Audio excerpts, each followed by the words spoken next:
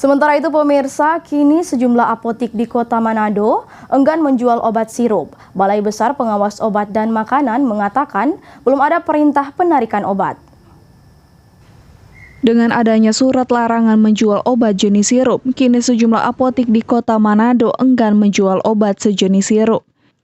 Tenaga teknis di salah satu apotik di Kota Manado mengatakan, saat ini obat sejenis sirup telah disimpan dan belum dijual hingga larangan jual tersebut dicabut. Aman, ya kita lanjutkan lagi. Jadi untuk sekarang dilarang? Untuk sekarang masih belum bisa dilayani, karena masih dalam tahap pemeriksaan.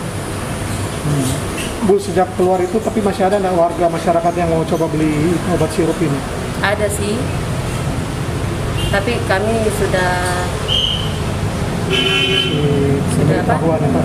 buat pemberitahuan kalau untuk sediaan sirup belum bisa dilayani. Sementara itu, Kepala Badan Pengawas Obat dan Makanan mengaku saat ini pihaknya belum mendapat perintah untuk menarik semua obat jenis sirup di pasaran. Ya nggak apa-apa juga sih, dipajang itu nggak apa-apa karena belum ada perintah ditarik, ya toh? Belum yang apa dihimbau untuk di hold, gitu.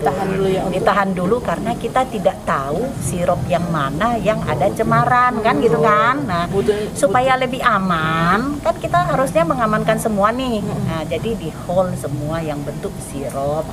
Haryani juga menyarankan warga agar menggunakan puyer sebagai obat alternatif.